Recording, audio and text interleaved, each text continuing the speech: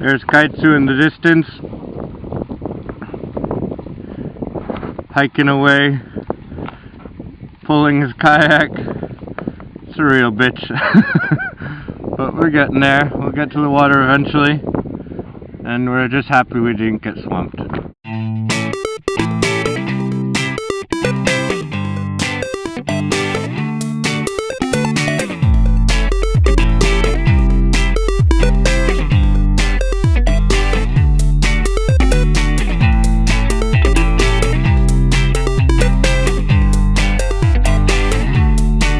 To officially announce that this is the first ever trilingual sign I have ever seen. It's in Cree, English, and French, and this is in Waskaganish, Canada, which is one of the lowest towns on the James Bay of Cree Nation, and they're right on the Rupert River. So awesome.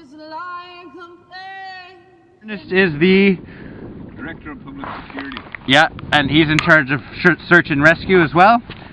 So can you give us that phone number again? 819-895-8961. Perfect. He's the guy to call if we get stuck out there on the bay. You could call 9000 too. Okay. Yeah. Super. Thanks, Ernest.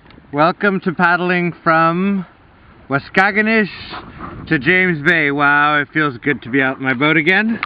I'm on my puppy track.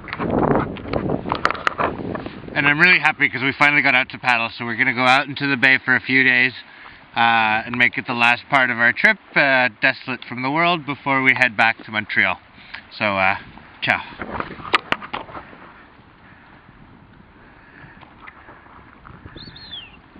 Rain is coming.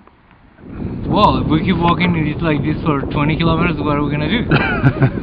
I don't think it's going to be like this for 20 kilometers. Well, we have to assume. Then we walk in. Kai-Tsu's feet are very cold. We've been hauling the kayaks across this marshy stuff, which is now why we realized how